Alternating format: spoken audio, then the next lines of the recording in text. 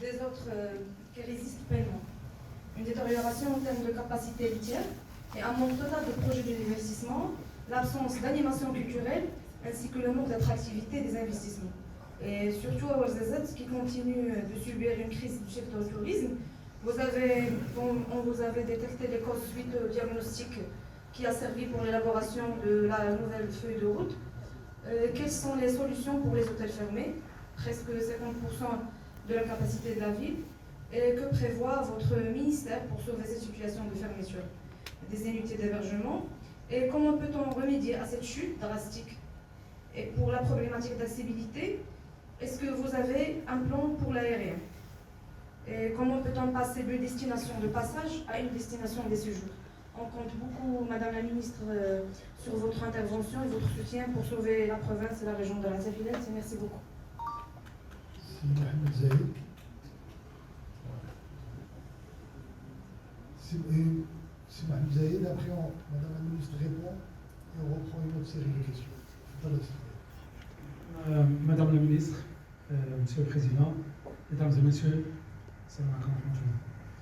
alors, ma question, en fait, sur la base d'une économie d'un pays actif et évolutif, en lien avec votre présentation, j'ai vu quelque part qu'il y a une base de données, de projet.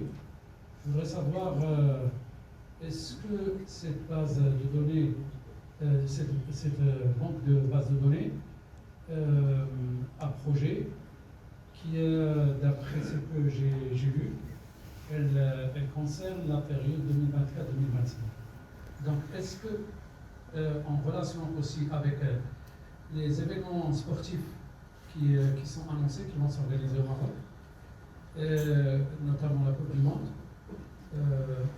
est-ce que cette banque de base de données à projet va s'étendre jusqu'au 2030.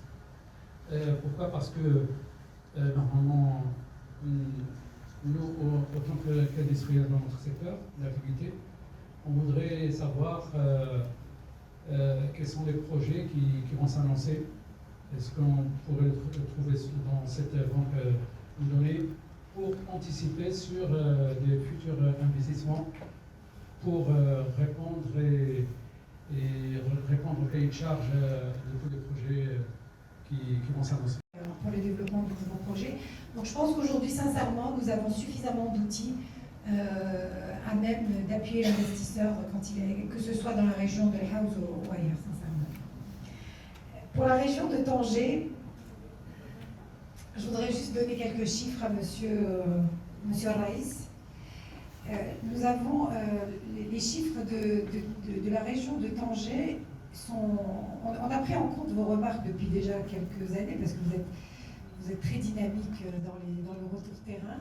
Et nous avons une augmentation de quasiment 20% de capacité entre 2023 et 2022 sur Tanger et sur Tétouan. Donc nous sommes conscients du potentiel de cette région et nous travaillons sur la partie aérienne.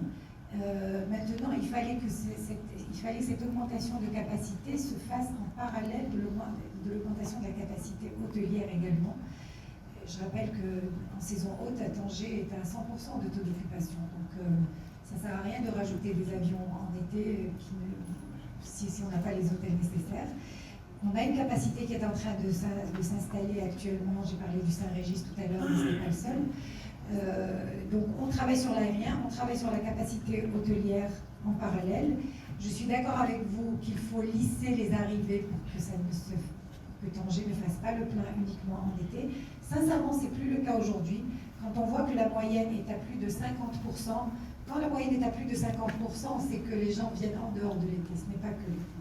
Donc Tanger vraiment sort son épingle du jeu grâce aussi à Al-Bolar qui a réussi quand même à désenclaver la région. Donc je pense qu'on est sur une bonne tendance. Si on continue à faire ce qu'on fait actuellement, je pense que Tanger va arriver à des taux d'occupation qui sont en ligne avec ceux de Marrakech ou d'Agadir largement. Les investisseurs également, on essaie de les diriger vers cette région quand ils viennent.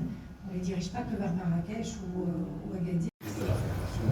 Notamment grâce aux cités des compétences et des métiers Nous avons sur les 12 cités 9 départements consacrés au tourisme et des filières ont été arrêtées au partenariat avec les professionnels dans les commissions sectorielles.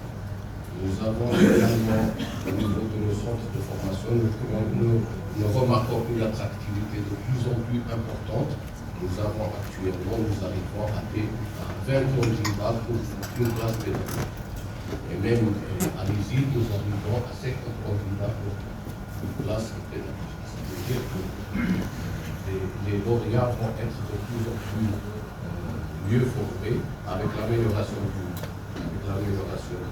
la qualité de la formation et l'augmentation de capacité. Maintenant, nous allons avoir un problème parce que nous avons en face une concurrence internationale de recrutement. Nous remarquons que de plus en plus, nos lauréats sont attirés par le travail à l'étranger.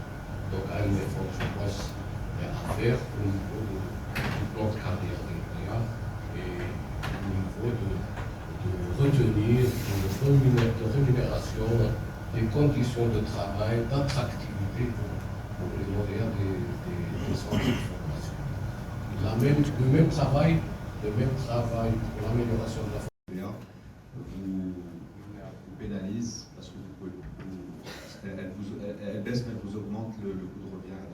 Tous les points sectoriels ont aussi été pris en compte et sont Juste, Madame la ministre est arrivée. Sur le sujet, je sais que le problème fiscal est important, on est plein dedans. J'aimerais donner la parole à Serena sur l'histoire, un peu du côté législatif, puisqu'il est parlementaire de la CGM, mais aussi dans la commission fiscale au niveau de la deuxième chambre. Rapidement, si tu peux, une petite intervention sur ce point. Et on va lever la séance juste après pour les... Merci, Monsieur le Président. Que Dieu l'assiste. Nous sommes effectivement sur une dynamique extrêmement positive. On ressent l'engagement de toutes les parties prenantes, que ce soit l'État, entreprises et les citoyens. Toutefois, le chemin est encore lent et nous devons garder le cap, notamment via l'encouragement à l'entrepreneuriat créateur de valeur ajoutée et d'emploi. La nouvelle charte d'investissement complet au fonds Mohamed VI pour l'investissement jouera un rôle crucial dans cette dynamique où le partenariat public-privé a toute sa place.